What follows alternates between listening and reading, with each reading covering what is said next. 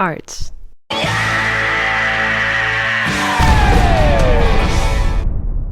If you've ever done any sort of painting, sculpting, or even 3D modeling, you've probably had that moment where you looked at your finished artwork and you thought to yourself, damn, this does not look realistic at all. Something is just off.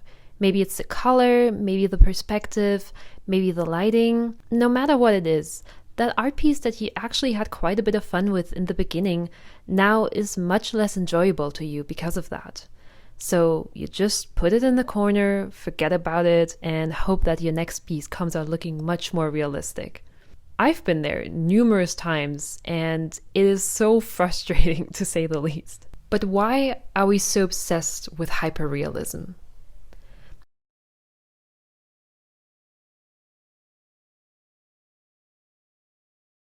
If we go back in history to the earliest beginnings of art and comb through every style and medium that has ever been popular, we find that all of them have one thing in common. Not a single art piece is photorealistic. The closest we can arguably get to realism when looking at works of the past are probably Caravaggio's paintings and Michelangelo's sculptures.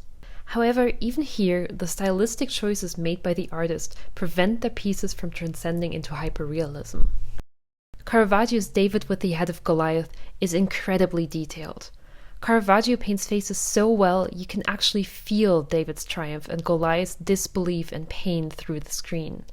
Yet the very technique that made Caravaggio famous, chiaroscuro, is what makes the image look painterly, dramatic, and posed.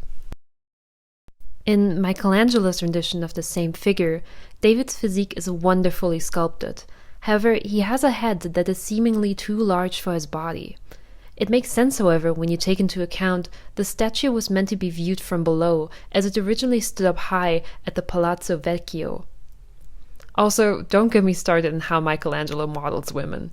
Yeah, this man has never seen a naked woman in his life. What I'm trying to say is that hyperrealism is an epidemic of the present. When planning a painting or sculpture, most modern artists will use photos as references, and it makes perfect sense. It allows us to make sure that the lighting and the positioning of the scene will stay consistent throughout the entire process. We can also zoom in on our pictures and take a look at every minuscule detail for hours if we want to. And of course, it also allows us to paint over several weeks or even months without our reference ever changing at all. Obviously, before the invention of the camera, artists did not have the same luxury. They were limited to what nature had to offer. The light and scenery are temporary, seasons are ever-changing, and your portrait model only has so many days it can stand around for posing and doing nothing. The artist's subject was always fleeting.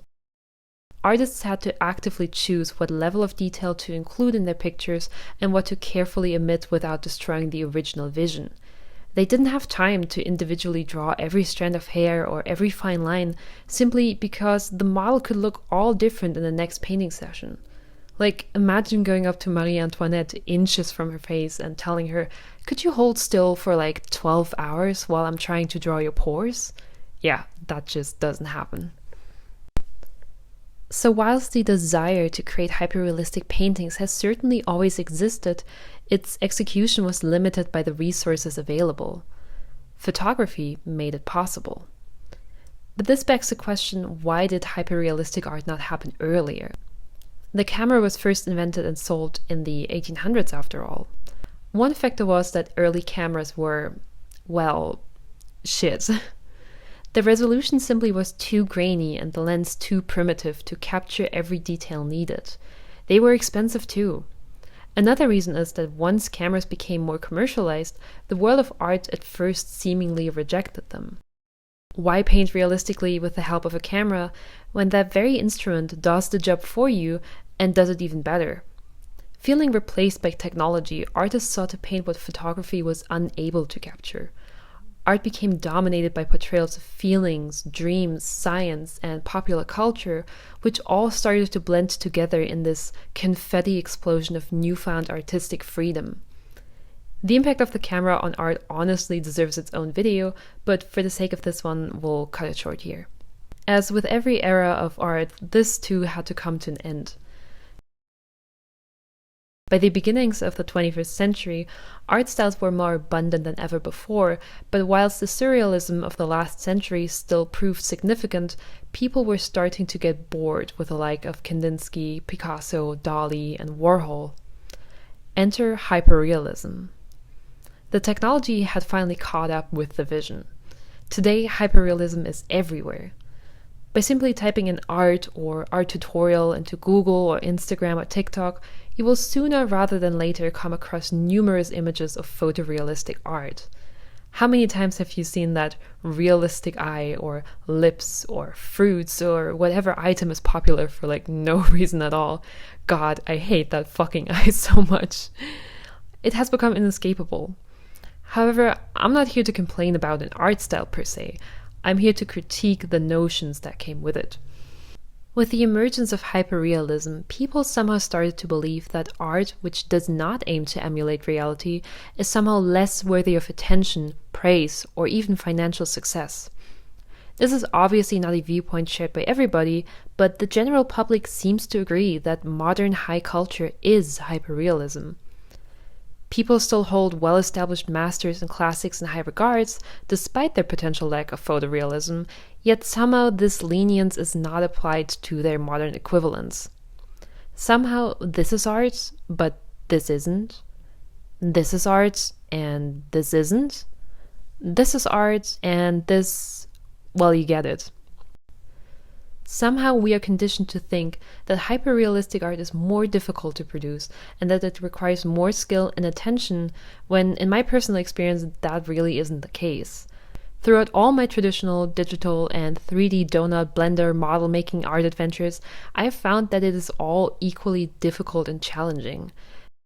I'd even argue that painting digitally can be more difficult than painting traditionally, as you not only have to be aware of regular painting techniques, but on top of that also have to have in-depth knowledge of the program that you're using. And to me, 3D modeling is even more confusing. More egregiously, people somehow believe modern hyperrealistic art is more noble in its intentions, more pure and distinguished than unrealistic art. The casual art enthusiast seems to have this idea that just because something is aesthetically pleasing, it automatically is also more intellectually stimulating. People seem to impose deep meanings on images that are often solely executions of technical skill, and in turn disregard actually thought-provoking works as cheap entertainment. And this is where the doubt of your own artistic skill settles in. As artists, we are somehow led to believe that unless we have the technical skill to create photorealistic images, we are not true professional artists at all. And even if you put all your blood, sweat, and tears into your unrealistic work, there will always be people who won't respect you unless you can prove to them that you can also do a perfect portrait or at least get very close to it. And I know it's kind of hard to believe, but you don't have to listen to those voices. Because whoever tries to guilt trip you into thinking that way lacks a fundamental understanding of what art is to begin with. By its purest definition, art is the expression or application of human creative skill and imagination, typically in a visual form such as painting or sculpture, producing works to be appreciated primarily for their beauty or emotional power. But the amazing thing is that beauty and emotional power are completely subjective experiences. You could technically argue that every single thing made by humans is art. And yes, that includes the weird anime OC you made in 6th grade. And yes, that also unfortunately includes your persona. God damn it. What I'm trying to say is that it is nonsensical to chase the validation of individuals who have a lesser understanding of what art is than you. And while you may not be able to draw the perfect eye, the work you create still has meaning and value, whilst the eye that everybody wants you to draw so desperately is just a pretty eye. And don't get me wrong, this is not to devalue hyperrealism. After all, hyperrealism is an execution of impressive technical skill. But it would also be ignorant to pretend that all of hyperrealistic art has a fundamental underlying message beyond the aesthetic. Some do, and some don't, and that is not a bad thing. I enjoy watching people paint hyper-realistic portraits for the sake of it, and a lot of my own personal work falls into the category of being aesthetically pleasing, but not very deep. I've learned a lot from photorealistic techniques too. Yet it also took me a long time to accept that my work is still valid, even without being able to reach technical perfection. I struggled to accept that sometimes I want to draw scenes that are abstract or comical, and that it doesn't make those paintings any less valuable. TLDR, with all the authority that I have, which is exactly 0, I'm here to tell you, just paint whatever the hell you want.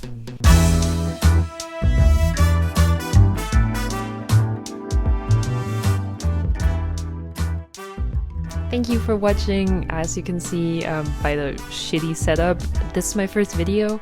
I barely know what I'm doing at all, and you know, at this point where every famous YouTuber links their social media and stuff, I have nothing to link because I don't have Instagram or anything. If you are interested, maybe I have a Redbubble account where I upload some of my art, and you can get it as like a cute little tote bag or whatever floats your boat, but no pressure. Thank you for watching it all. I know this is kind of like weird to watch videos from a channel that has like 0 subscribers, but I appreciate it a lot, and yeah, thank you for sticking it out.